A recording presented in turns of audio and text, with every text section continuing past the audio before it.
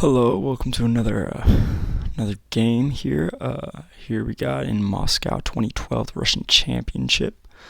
We have Seregy Karjakin with the white pieces, and with the black pieces we have Evgeny Alexeyev. This was a very weird tournament. Out of 9 rounds and 10 players, 45 games, there were only 11 wins. The rest were all drawn. First place got 5 points, and 6 people got 5 points in that tournament out of the 10 participants in the tournament. So it was kind of a stupid tournament, honestly. Yeah, you're just there to draw, but Karjakin, both players actually got 5 points, tied for first place. So that's funny. Let's go to the game. D4 is played. We got knight f6. C4 and E6, we got an Indo-Indian defense, knight C3, and bishop to B4. Queen to C2 line and castles. We have A3, bishop takes C3, queen takes on C3. We have D6, knight to F3, rook E8, and G3. We got queen to E7. We're piling up on the king here. And B4 is played. We got E5, alright. D takes E5, D takes E5. Karjakin's king is in the center. It's kind of whiffy-waffly. Bishop to b2. That's a very powerful bishop along with the queen battery. Knight c6 and then bishop to g2. Other powerful bishop. Knight d4. Knight takes. Pawn takes. We got something going on. So queen to d2. Bishop to g4 attacking as well. So f3 kicking that out. Bishop e6 and back. Now you say, hey, look, wait a minute, you wasted tempo, you just kicked out, and now we're back to square one. Well, now we got this guy. That's a pawn right there. We don't like that, okay? So that's kind of worth it, honestly, from Evgeny. Attacking the c pawn.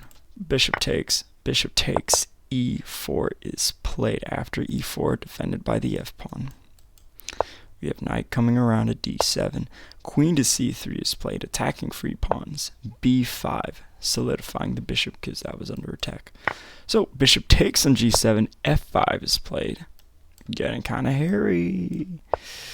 Bishop h6 and f takes on e4. We have castles, queen side by Karjakin. Now some of you may say, hey, look, wait a minute, this is kind of open. Alright, but then again, like, this is solid. We have pieces defending. And then again, that's open as well, so it kind of evens out. a5 is played, and b takes on a5. We got knight to c5, because, wait a minute, that was the outpost we were protecting, so knight to c5. Bishop f1, because that's a horrible bishop, and knight to b3 with check. King to b1, and knight takes on a5. We have bishop to c1, defending that pawn, because that needs it. And queen to e5. Queen takes e5 because the king's getting a little hairy, so we stop the attacking pieces. Rook takes e5, and f takes e4. Bishop takes f1, rook h takes on f1, knight c4. Okay, so rook to d7, getting on the 7th rank. Knight takes e4, and rook takes e4, rook f to f7, knight takes on a3, bishop takes a3, rook takes on a3. Double rook endgame. Black is up a couple of pawns.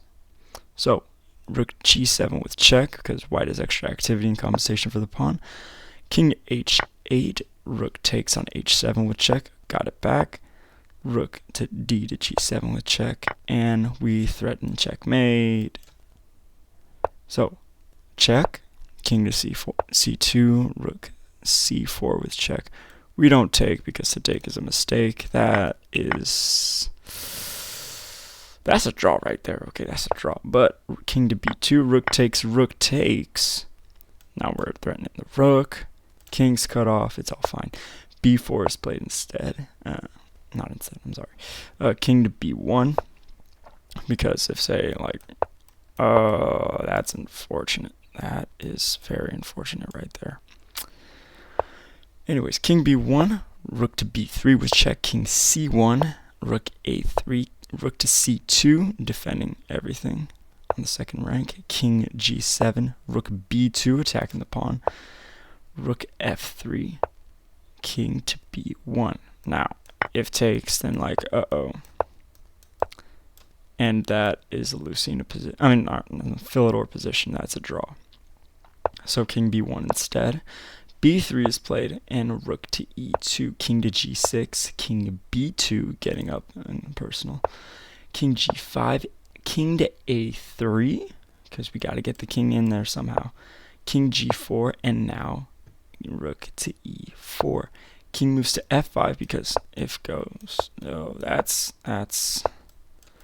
unfortunate now, isn't it? Okay, so king to f5 instead. Rook to b4, threatening the pawn. This would be winning. Rook f2.